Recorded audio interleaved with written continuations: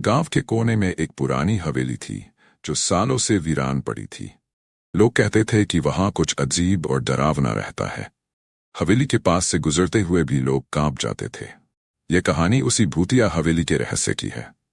हवेली का काला इतिहास सुनने में आता है कि ये हवेली करीब 62 साल पहले ठाकुर रघुनाथ सिंह ने बनवाई थी। बड़े जमींदार थे, लेकिन दिल के बहुत काले।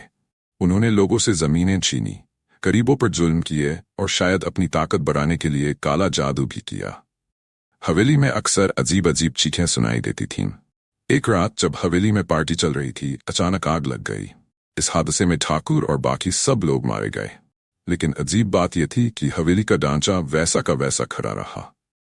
लोग मानते थे कि हवेली पर ठाकुर की काली करतूतों का श्राप है। रहस्य की शुरुआत कई साल बाद शहर से रवि, नीलम, बाप, सुमित और आकाश नाम के 4 दोस्त गांव घूमने आए। गांव वालों ने उन्हें हवेली की कहानी सुनाई, लेकिन इन दोस्तों ने सोचा ये सब बकवास है। उन्होंने तय किया कि वे हवेली के अंदर जाकर सच्चाई जानेंगे। रात के 4 बजे चारों दोस्त टॉर्च और हिम्मत लेकर हवेली पहुंच गए। डरावने अनुभव। हवेली का दरवाजा खोलते ही ठंडी हवा का झोंका आया। अंदर सब वीरान था। मकड़ी के जाले, टूटे हुए फर्नीचर और पुरानी पेंटिंग्स। फर्श पर धूल की परत जमी हुई थी।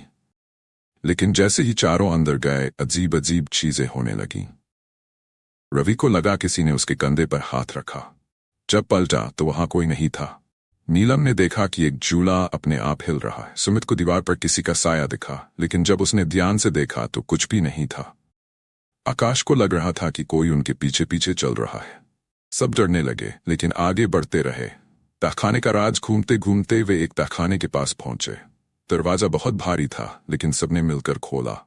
अंदर घुप अंधेरा था और वहां एक अजीब सी बदबू आ रही थी। टॉर्च की रोशनी में देखा तो वहां कई कंकाल पड़े थे। उनके पास अजीब अजीब निशान थे, जैसे किसी तांत्रिक ने कुछ किया हो। तभी अचानक तहखाने का दरवाजा अपने आप बंद हो गया। चारों फंस गए। डर के मारे उनके होश उड़ गए।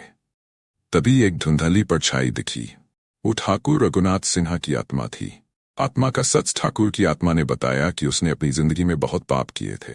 गरीबों को सताया, उनकी जमीनें छीनी और काले जादू से अपनी ताकत बढ़ाने की कोशिश की। मरने के बाद से वह इस हवेली में फंसी हुई है। उसकी आत्मा को शांति नहीं मिल रही और हवेली के अंदर दफनाए गए लोगों की आत्माएं भी भटक रही है। ठाकुर ने चारों से मदद मांगी। उसने कहा कि अगर हवेली में दफन लोगों की आत्माओं को शांति मिलेगी तो वह भी मुक्त हो जाएगा। सच्चाई का उजाला। चारों दोस्तों ने गांव के मंदिर में जाकर पंडित जी को सब कुछ बताया। पंडित जी ने बताया कि ठाकुर के पापों का प्रायश्चित करना होगा। मंदिर में पूजा हुई और हवेली में मरे लोगों की आत्माओं के लिए शांति का पाठ किया गया। कुछ दिनों बाद हवेली से डरावनी आवाजें आना बंद हो गई। गांव वालों ने राहत की सांस ली, लेकिन उन्होंने फैसला किया कि उस हवेली को कोई नहीं छुएगा।